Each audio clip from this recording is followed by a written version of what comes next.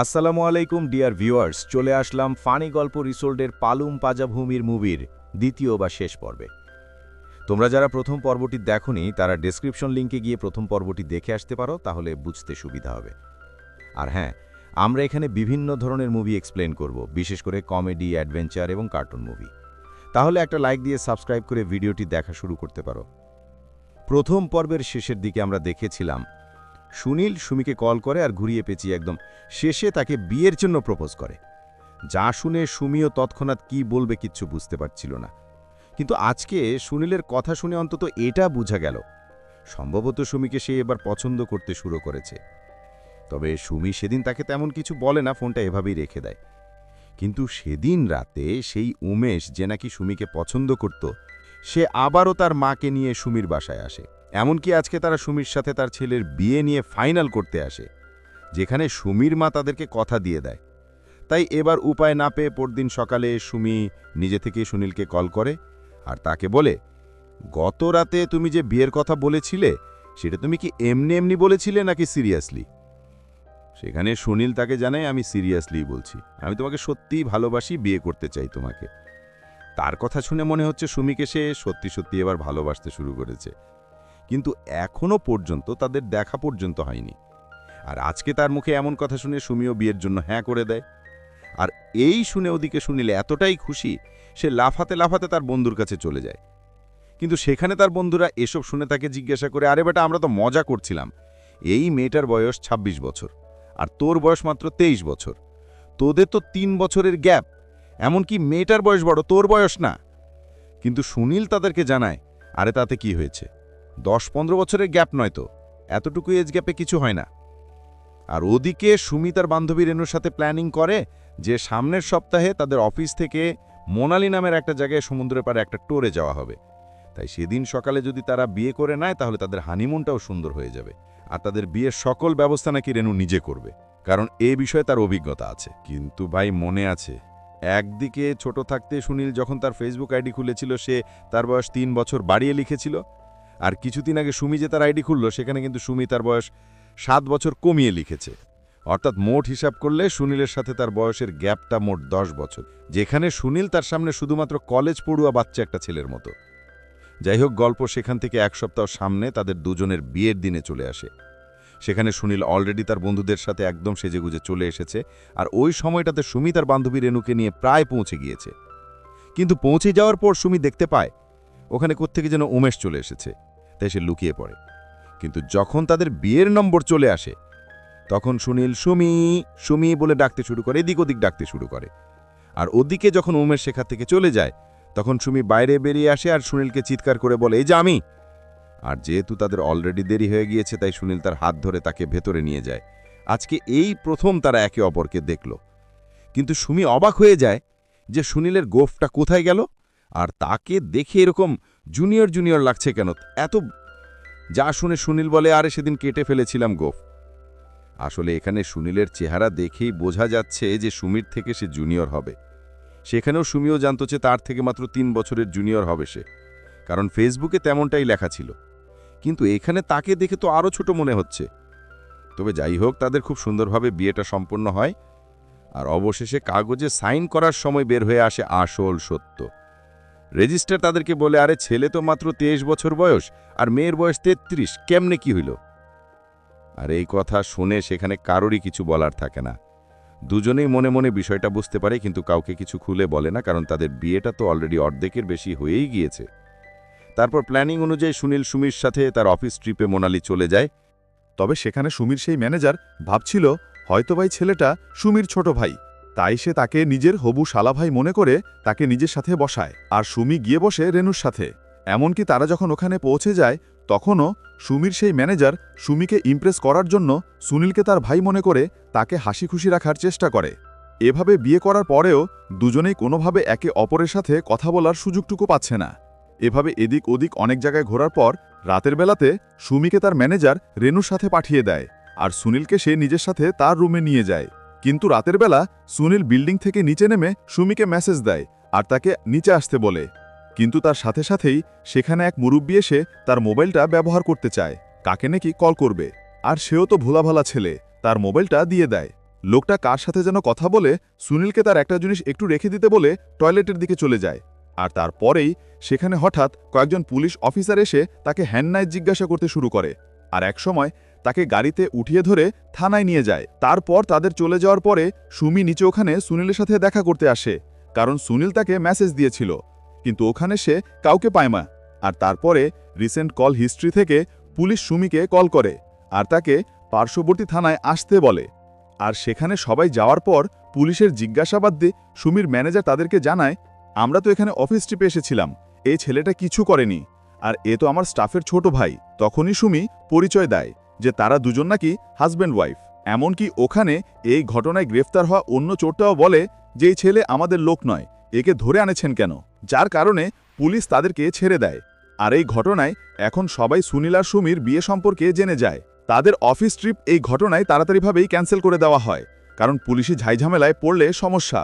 বাড়ি ফেরার সময় এবার সুনীল আর সুমি পাশাপাশি বসেছিল। ঠিক তখন সুনীলের মোবাইলে তার মায়ের কল চলে আসে। তার মা তাকে জিজ্ঞাসা করে বাড়ি ফিরবি কখন। তখন সুনীল তাকে কিচ্ছু জানায় না। অর্থাৎ এই ঘটনায় সুমি বুঝে গেল যে আর যাই হোক সুনীলের বাড়ি যাওয়া হবে না। তাই সে সুনীলকে নিয়ে তার নিজের বাসায় চলে আসে। আর তার মাকে যখন সে সবকিছু খুলে বলে, তখন তার মা উঠে গিয়ে তাকে কথা শোনাতে শুরু করে। এমনকি এই ঘটনায় তাকে ঘর থেকে চলে যেতেও সে বলে সে কিভাবে এমন একটা জুনিয়র ছেলেকে বিয়ে করতে পারল। সে বলে, এই ছেলেটাকে তুই কি মনে করে বিয়ে করলি? আর এবার সুমি তার মাকে সাফ সাফ জানিয়ে দেয়, তুমি আমাকে আগেও কথা শুনিয়েছ যখন বিয়ে করতে চাইছিলাম না, আর এখনও কথা শোনাচ্ছ যখন আমি বিয়ে করেছি। এখন বলে রাখি, আমাকে যা বলার বলতে পারো, কিন্তু সুনীলকে একটা কথাও বলবে না। রাতের বেলা সুনীল সুমির ঘরে তার জন্য খুবই আগ্রহ নিয়ে অপেক্ষা করছিল, কারণ বিয়ের পর তাদের ফার্স্ট নাইটটাই এখনও হলো না। তারা দুজনে একসাথে কথাও বলতে পারেনি এখনও। কিন্তু পরবর্তীতে দেখা যায় সুমি সেখানে এসে তার জন্য নিচে ফ্লোরে বিছানা করে আর সুনীলকে ওপরে ঘুমাতে বলে। সে নিচে ঘুমিয়ে যায়, আর বেচারা সুনীলের আজকের আশা একদম পানি হয়ে গেল। সকাল হলে সুমি সুনীলকে ঘুমের মধ্যে রেখেই রেডি হয়ে অফিসের দিকে রওনা হয়। আর অফিসে যাওয়ার পর আজকের থেকেই তার সেই ম্যানেজার এবার তার উপর বাড়তি কাজ চাপিয়ে দিতে শুরু করে। এমনকি ছোট ছোট ভুলের কারণেও তার সাথে সে অনেক খারাপ ব্যবহার করতে শুরু করে, কারণ এতদিন সে আশায় ছিল যে সুমিকে সে ইমপ্রেস করবেই, কিন্তু এখন তো সে অন্য একটা ছেলেকে বিয়ে করে ফেলেছে, এখন আর লাভ নেই। বাড়িতে সুনীল তখন সুমির পুরো ঘর ঘুরে ঘুরে দেখছিল আর ভাবছিল যে এমন একটা বাড়িতে সে কিভাবে থাকে, ভালো একটা পরিবেশও তো নেই এখানে। তারপর রাতের বেলা সুমি সবার জন্য খাবার নিয়ে বাড়ি ফেরে। তারপর কিছুদিন এভাবেই যেতে থাকে। আর একদিন সুমি সুনীলকে জিজ্ঞাসা করে, বসো, তুমি তো বলেছিলে ভালো একটা কোম্পানিতে জব করো, তা তোমার ছুটি কি শেষ হয়নি? আর এই কথায় সুনীল কিচ্ছু বলতে পারে না, কারণ সেই সব কিছুই তো একটা মিথ্যে বানানো গল্প ছিল। তাই একদিন সুনীল তার বন্ধুদের সাজেশন অনুযায়ী তার সেই বন্ধুর সাথে দেখা করতে বের হয়, যেই বন্ধুকে দেখে সে ফেসবুকে আইডি খুলে এমন একটা ডিসিশন নিয়েছিল। তবে ওখানে গিয়ে তার সেই বন্ধুর সাথে দেখা হওয়ার পর সে বুঝতে পারে যে তার এই বন্ধুর অবস্থা আরও বেশি খারাপ। আসলে সে তার এই বন্ধুকে যে ফেসবুকে আইডিতে দেখে সাকসেসফুল ভেবে এসেছে, যে এত বড় বড় চাকরি করে, ভালো বউ, বড় লোকের মেয়ে বিয়ে করেছে, আসলে এমন কিছুই না। তার বন্ধু শহরের একটা ছোট্ট দোকানে কাজ করে। এমনকি সে যেই মেয়েকে বিয়ে করেছিল সেই মেয়েটা নাকি আগে থেকেই বিবাহিত ছিল, আর তারপর নাকি তার হাজবেন্ড তাকে মারধর করে সেখান থেকে মেয়েটাকে নিয়ে চলে গিয়েছে। আর এইসব কথা শুনে সুনীলের মাথায় বাস পড়ে। সেদিন যখন সুনীল বাড়ি ফিরে যায়, তখন আজকে এবার সুমি তাকে সিরিয়াসলি জিজ্ঞাসা করতে শুরু করে, সত্যি করে বলো তো, তুমি কোথায় গিয়েছিলে? সুনীল বলে যে সে তার অফিসে গিয়েছিল একটা মিটিংয়ে, কিন্তু আজকে তো শনিবার, বন্ধের দিন, তো কি এমন মিটিং ছিল? যেখানে এক সময় সুনীল তার কথায় ধরা পড়ে যায়, যার কারণে এবার সুনীল সুমির কাছে সমস্ত সত্য কথা স্বীকার করে। এমনকি সুমিকে সে বোঝায় যে আসলে ছোট থেকেই নাকি তার পরিবারের সবাই তার বড় ভাইকে বেশি গুরুত্ব দিত, তাই তার বড় ভাই যা নিয়ে পড়াশোনা করেছে তার উপরও তারা ওই পড়াশোনায় চাপিয়ে দিতে চেয়েছিল, যেটা সে করতে চায়নি। আর তারপর সে বানিয়ে বানিয়ে বলে, আমার খুব ইচ্ছা ছিল আমি বিটেক করব, কিন্তু সেটা আমি করতে পারিনি আমার পরিবারের কারণে। পড়াশোনা করব, কিন্তু আমার পরিবার আমাকে সাপোর্ট করেনি। আর এইসব কথা শুনে সুমিও আজকে তাকে সান্ত্বনা দিতে শুরু করে, তার কথা বিশ্বাস করে নেয়। আর তাকে বলে, চিন্তা করো না, তোমার সাথে এখন আমি আছি তো। তার পরদিন সে সুনীলকে নিয়ে কোথা যেন বের হয়। সুনীল তো মনে করছে হয়তোবা সে তার জন্য লোনের ব্যবস্থা করবে, যে যেন সে তার একটা বিজনেস দাঁড় করাতে পারে। কিন্তু একদম শেষে সুনীল দেখে যে সে তাকে নিয়ে একটা ওখানকার প্রাইভেট ভার্সিটিতে এসেছে, আর ওখানে কথাবার্তা বলে সুমি তার ভর্তি করিয়ে দেয়, কারণ সে বলেছিল তার খুব ইচ্ছা ছিল সে বিটেক করবে। আর এখানে আমাদের সুনীল একদম ফেঁসে গেল। একটা মিথ্যে কথা বলে একটা ঢাকতে গিয়ে আরেক ঝামেলায় পড়ে গেল। কিন্তু ভর্তি করানোর পরেও সে কলেজে যায় না। কয়দিন পর থেকেই সে ভার্সিটি না গিয়ে বরং তার সেই বড় ভাইয়ের দোকানে তার সাথে আড্ডা দিতে চলে যায়। আর তাকে বলে, আরে ভাই, আমার বউটা আমাকে বউয়ের মতো নয়, আমার মায়ের মতো খেয়াল রাখে, একটুও কাছে যেতে দেয় না। ওর সাথে আমার বিয়ে হয়েছে, ও তো মনে হয় সেটা ভুলেই গিয়েছে। কিন্তু যাই হোক, এভাবে প্রতিদিন কলেজ ড্রপ দেওয়ার কারণে একদিন এই বিষয়টা সুমি জানতে পারে। আর সুমি এই ঘটনায় সুনীলকে কিছুটা কথা শোনায়, যার কারণে আজকেই প্রথম সুমির সাথে সুনীলের কিছুটা কথা কাটাকাটি বেঁধে যায়। এমনকি সেই দিন ওই সময়টাতে উমেশও আবারও তাদের বাড়িতে আসে, আর তারা দুজন সুমিকে নিয়ে টিটকারি করতে শুরু করে, যার কারণে সুমি এবার তাদের ওপরও রেগে যায় এবং তাদেরকে দূর দূর করে তাড়িয়ে দেয়। যার কারণে সুমিও খুব লজ্জিত ছিল। আর দূর থেকে এসব দেখতে পেরে সুনীল ভেতরে ভেতরে কষ্ট পায় যে আজকে তার জন্য সুমিরের এত কথা শুনতে হচ্ছে। সেদিন সুমি তার লাঞ্চ বক্স রেখেই অফিসে চলে যায়, তাই সুনীল সেই খাবার নিয়ে তার অফিসে পৌঁছায়। আর ওখানেও অফিসের সবাই তার কারণে সুমিকে নিয়ে টিটকারি করতে শুরু করে। আর এইসব দেখে এবার সুনীল অনুতপ্ত হয়। সে এবার সত্যি সত্যি সুমিকে ভালোবাসতে শুরু করেছে, তাই তার বর্তমান পরিস্থিতি বদলে দেওয়ার জন্য সে রেগুলার কলেজে যেতে শুরু করে আর মন দিয়ে সে পড়াশোনা করতে শুরু করে। এমনকি বাড়িতে সুমির মায়ের দেখাশোনাও করতে শুরু করে। কিন্তু সুমি সেদিন থেকে তার সাথে কথা বলা বন্ধ করে দিয়েছিল। যেদিন কলেজে না যাওয়ার কথা জানতে পেরে সুমির সাথে তার কথা কাটাকাটি হয়ে গিয়েছিল। তবে সুমিও ধীরে ধীরে বিষয়টা বুঝতে পারে যে সুনীল তার জন্য বর্তমানে বেশ ভালোই কষ্ট করছে। কিন্তু আজকে প্রায় 2 মাস পার হয়ে যায়, যেখানে সুনীল এখনও তার বাড়ি ফিরে যায়নি। আর এইভাবেই একদিন যখন সুনীলের মা সুনীলের ফোনে কল করে, তখন সেটা সুমি রিসিভ করে, যেখানে অপরদিক থেকে সুনীলের মা খুবই আফসোস নিয়ে বলছিল, তুই কোথায় আছিস রে বাবা? এদিকে তোর ভাইয়ের এঙ্গেজমেন্ট ফিক্স হয়ে গিয়েছে, তাই জিজ্ঞাসা করছে ওর ছোট ভাই কোথায়, কিন্তু তোর তো কোনো খোঁজ খবরই নেই। সুমি এদিক থেকে কোনো কথাই বলে না। কিন্তু আজকের এই ঘটনায় সে বুঝে যায় যে তার সাথে বিয়ে হওয়ার কারণে শুধু সে একাই অসুবিধায় নয়, বরং সুনীল নিজেও তার পরিবারের সামনে যেতে পারছে না, কাউকে কিছু বলতে পারছে না। তাই সে সুনীলকে এবার ডিভোর্স দেওয়ার পরিকল্পনা করে। আর এভাবেই 3 দিন পার হয়ে যায়। 3 দিন পর সুমির বড় ভাই এসে যখন এই খবর জানতে পারে, তখন সে বাড়ির ভেতরে হট্টগোল শুরু করে দেয়, যেখানে সুনীল সবার সামনে সুমির পক্ষ টেনে কথা বলছে। কিন্তু ঠিক তখনই সুমি ওখানে এসে সুনীলের হাতে ডিভোর্স পেপার ধরিয়ে দিয়ে বলে, আমার পরিবারে যা হয়েছে হয়েছে, কিন্তু তোমার পরিবার এখনও কিছুই জানে না, তাই ভালোভাবেই ডিভোর্স পেপারে সাইন করে আমার জীবন থেকে মুক্ত হয়ে যাও। আর সুমির এইরকম কথা শুনে আজকে সুনীল খুবই কষ্ট পায়। সে ডিভোর্স পেপারে সাইন করে তার জিনিসপত্র নিয়ে বাড়ি থেকে বের হয়ে যায়। কিন্তু বের হবার সময় বোঝা যাচ্ছিল তার মনে খুবই কষ্ট জমে রয়েছে। আসলে এই কয়দিনে সুনীল সত্যি সত্যি সুমিকে মন থেকে ভালোবেসেছিল, কিন্তু অবশেষে যেটা ঘটল সেটা সে আর সহ্য করতে পারেনি। তবে বাড়ি ফিরে এসে জানতে পারে তার বড় ভাইয়েরও নাকি বিয়ে ভেঙে গিয়েছে, সেজন্য বাড়ির সবাই বড়ই আপসেট। তবে এতে সুনীলের তেমন কিছু আসে যায় না, কারণ তার জীবনই তো উল্টাপাল্টা চলছে। তবে তার ঠিক 1 সপ্তাহ পর সুমি সোজা সুনীলের বাসায় চলে আসে, যেখানে সুনীলের বাবা মনে করে হয়তোবা স্কুলের কোনো মেয়ের সাথে তার ছেলে কোনো ঝামেলা পাকিয়েছে, এজন্য টিচার তার বিচার দিতে এসেছে। কিন্তু সেখানে এসে সুনীলের সামনে সুমি তার ডিভোর্স পেপার বের করে যায় আর বলে, এখানে তুমি কি লিখেছিলে?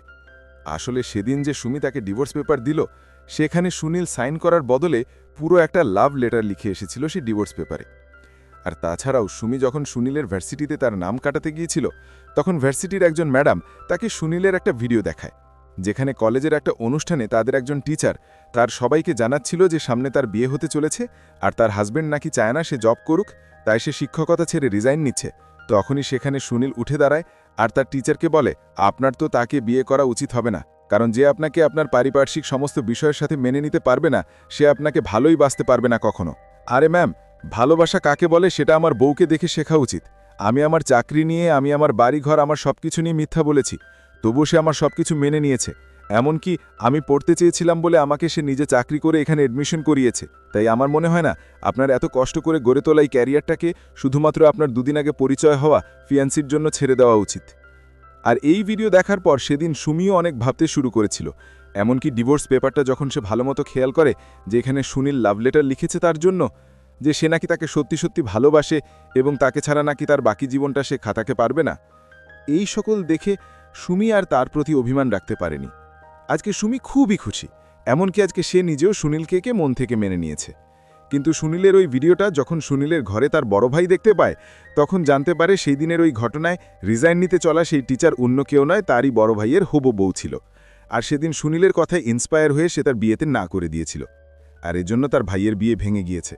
আর এই শুনে সুনীলের বাবা তো একদম লটপটিয়ে পড়ে, কারণ একে তো সে তার বড় ভাইয়ের বিয়ে ভেঙে দিয়েছে, আর দ্বিতীয়ত নিজের থেকে 10 বছরের বড় একটা মেয়েকে সে বিয়ে করে বাড়িতে এসেছে।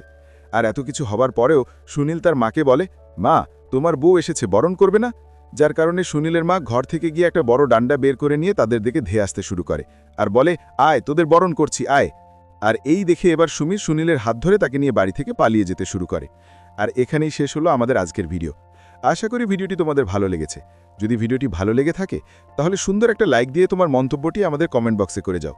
তোমরা যদি এরকম রোম্যান্টিক, অ্যাডভেঞ্চার এবং কমেডি মুভি দেখতে পছন্দ করো তাহলে চ্যানেলটি সাবস্ক্রাইব করে রাখতে পারো পরবর্তী সুন্দর সুন্দর ভিডিও পাওয়ার জন্য।